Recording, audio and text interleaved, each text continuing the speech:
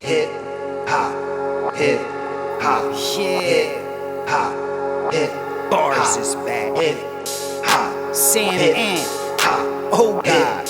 hop, What's hip up with you? hop. I done watched them niggas do interview after interview. They not culture vultures, the culture something they been into. So if you never gave them a view, I recommend you do. Cause when they question guests, they message is not subliminal. It don't matter if you a First one in front of whoever behind me running to that. That's JoJo. And I'm running into some, they might have had guns, knives, sticks, and bats. But my mind wasn't on coward time. Never. Mm-hmm. So whatever they had, they just had to come on with it. You know what I'm saying? So that's who I am. You know, so at the end of the day, anybody that you have heard or seen or about me having an issue with or whatever, if it can be talked about, talk about it.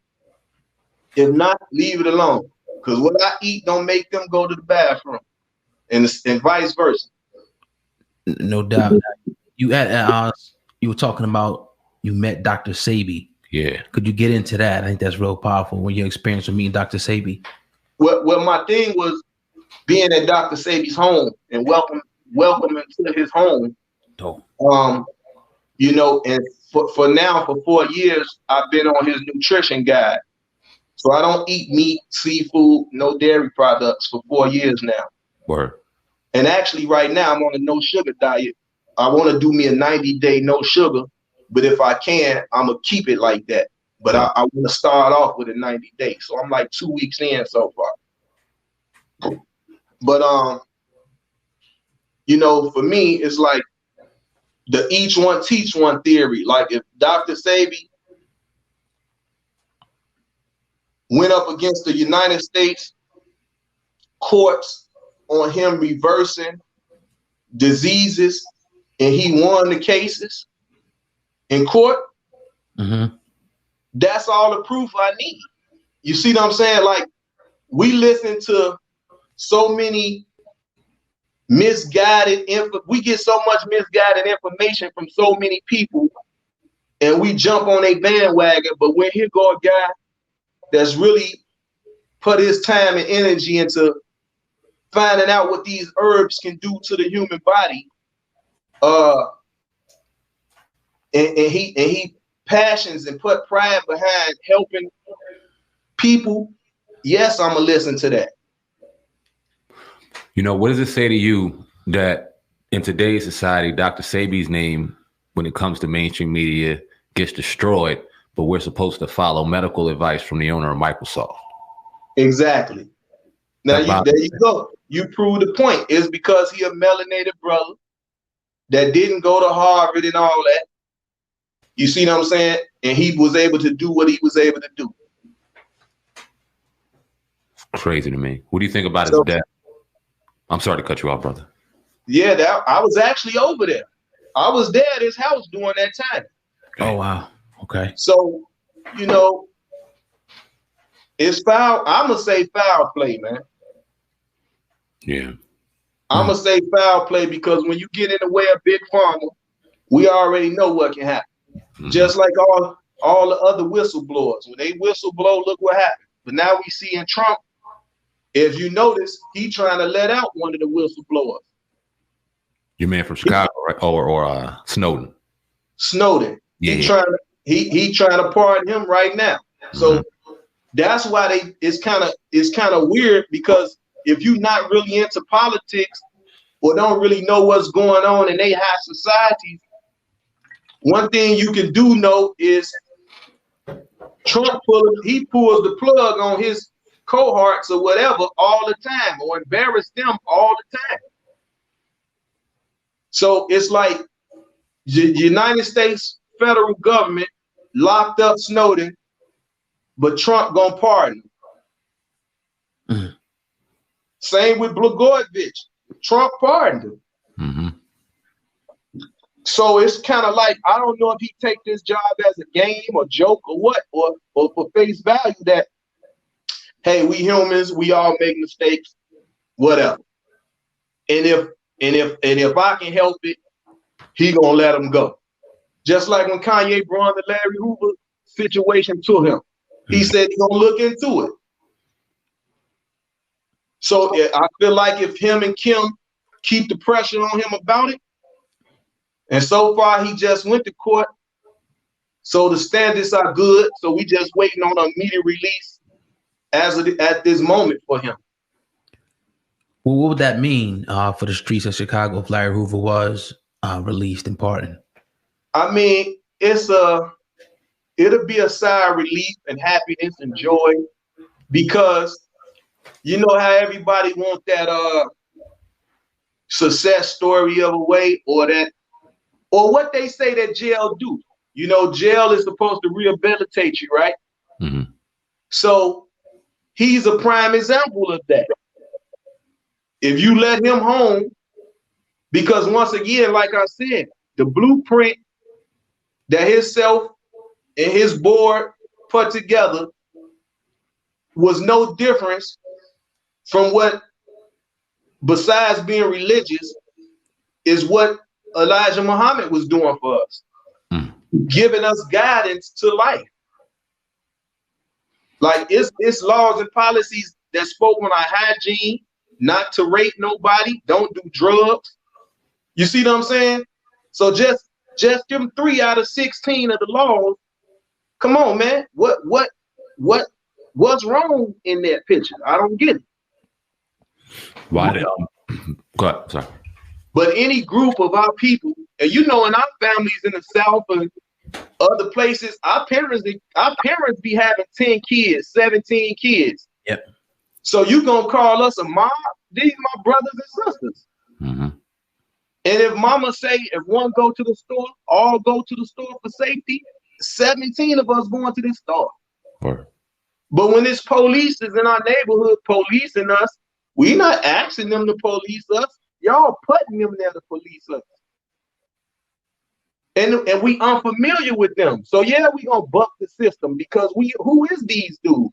Where you sending them from? And they don't look like us. Yep.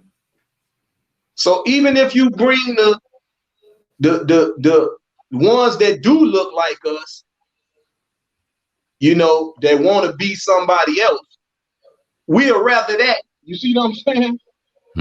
Then you bringing people in here that we identify with as known Klansmen, basically. Klansmen in uniform.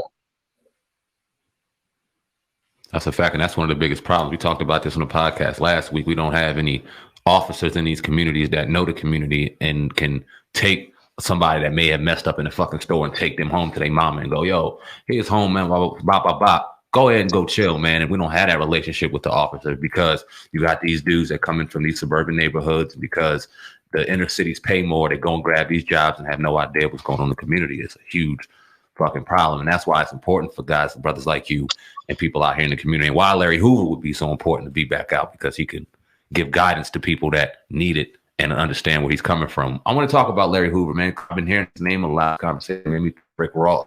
And when he said his name back in the day, and then the GD had some issues with him with that. What was the biggest issue and why they had an issue with Rick Ross back then? Once again, it's exploitation. You see what I'm saying? Stop. We've been being exploited all our life. Our whole city has been being exploited, other cities as well, but we've been exploited our whole life. So even if he was trying to do a good deed and speak on his name in a record and salute him or whatever, my advice was, that's cool, but donate some proceeds to him and his family for legal defense or whatever. Word. You see what I'm saying? Like, don't do the industry stuff, meaning, or don't be the news like these networks. His life is public, because once you hit the news or go to jail, your life is public record from that point. So that's why American Gangster was able to put his story out and all that, and don't give him a dime because of that the law of that. You know what I'm saying? Like the media law or whatever. So, but by you knowing that as an artist, and you know that they'll use you, abuse you, don't give you nothing, you do the opposite. So you show these other artists, if you're gonna put a guy's name in your music for their better benefit, contribute, give a kickback. I'm sure he done that for probably for Booby now. You see what I'm saying? And so it's the same way. So by me saying that, he not gonna take that offensive. Ross ain't gonna take that offensive by me saying that, like the other dude did. You see what I'm saying? Because it's the truth. Because if I say, Fat Boy, did you put something on Booby books? Yeah, and I gave up money for the lawyer to try to help. Now you understand how we felt as a whole about the old man. Yeah. We weren't tripping. You saluting, we appreciate that. But contribute, bro, it's compensation. That's all. It ain't no soft extortion and all that. If you can help Booby, why you can't help the old man? You understand their condition. You see what I'm saying? Because by you speaking on his name, everybody attached to him gonna support you. Yeah. And we supporting you with money because if we gotta buy it and download it, we giving you the streams. We buying a physical copy. So we supporting you on the strength of him. You see what I'm saying? So at the end of the day, give some kickback, dog. That's all. It ain't no soft extortion. Just kickback. That's all. It's our culture that have a problem with conversation, and that's where we always clash. People want you to do any and everything to help them get in a situation, but don't have the better interest for you for doing that. Yeah. And that's the wrong way to be. So that's why I be cool and willing to do these interviews, because it can help the next listener or next artist to understand. You see what I'm saying? Because it's no guidance. They don't know that. They feel like my name in 1,000 songs. I ain't went to everybody and say cash in or woo woo. But Ross, he done a song with us. You see what I'm saying? But it wasn't about the Global Gangsters and the song he done with us. This was about the old man behind this wall, and his name is a part of a song for sale. The song wasn't a free song. The song was for sale. So you profited off it, and it probably was one of your biggest singles today. Hell yeah. Yeah. So looking out for Meech, looking out for the old man, I don't feel nothing would be wrong with that. Word. So I done what I done in that situation. I took him to meet the old man's wife, his son, and let them deal with however they wanted to do it. And I stepped back. You see what I'm saying? So I'm gonna bridge that gap, because you got 1,000 people calling you trying to get features and all that ain't got nothing to do or contributing to the old man that I know of. So you got a link to me, I got a link to them. I'm gonna merge it and y'all work it out. That's how that go. You see what I'm saying? So I always do my part, man.